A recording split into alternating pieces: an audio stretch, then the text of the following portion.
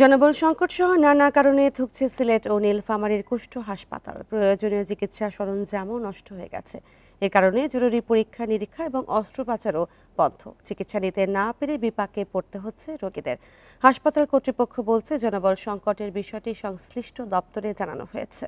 সিলেটের 4 জেলা ছাড়াও বিভিন্ন স্থান থেকে প্রতিদিন গড়ে 15 থেকে 20 জন রোগী এই হাসপাতালে আসেন কুষ্ঠরোগের চিকিৎসা নিতে।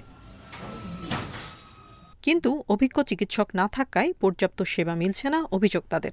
সেই সাথে বহু বছরেও হাসপাতালের অবকাঠামোর কোনো উন্নতি এবং নতুন সরঞ্জাম যুক্ত না হওয়ায় ব্যাহত হচ্ছে চিকিৎসা করছি, করার পরে শেষ মুহূর্তে এখানে আমি একটু সুবিধা মনে করি এখানে আমি চিকিৎসা নিতেছি। সাপোর্টিং আরও যে জিনিসগুলো লাগে, অক্সিজেন বা অনেক সময় ব্লাড ট্রান্সফিউশন, অনেক জিনিস লাগে। একটা ওটি চালিত করতে তো আপনি বুঝেন অনেক জিনিস লাগে। তো এইখানে এরকম কোনো সাপোর্ট নাই। উত্তরাঞ্চলের কুষ্ঠরোগীদের ভরসা নীলফামারীর 20 শয্যার হাসপাতালটি। 42 জন চিকিৎসক কর্মকর্তা কর্মচারী থাকার কথা থাকলেও মাত্র 8 জনকে দিয়ে চলছে কার্যক্রম। এর পাশাপাশি যোগ হয়েছে দালালদের দৌরাত্ম্য। চুলকানির জন্য চিকিৎসার জন্য আসছিলাম, তো অনেকে বলতেছে যে ভাই এখানকার চেয়ে আরও ভালো ডাক্তার আছে, ওখানে ভালো মেডিসিন পাওয়া যায়। 19 থেকে 20 মাস ধরে এরকম চলতেছে। রোগীর সঙ্গে প্রতিনিয়ত অনাকাঙ্ক্ষিত ঘটনা ঘটে চলছে।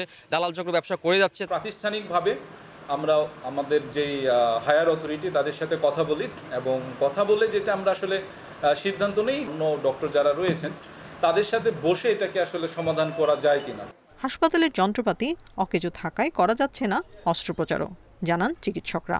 ওটির যে জিনিসপত্রগুলো দরকার বা ওটিটা সুন্দরভাবে সাজানো, এই জিনিসগুলোও আমরা আসলে ঠিকভাবে করতে পারছি না আমাদের কিন্তু তারপরও যে ছোটোখাটো অপারেশনগুলো এটা কিন্তু আমরা চলমান রয়েছে।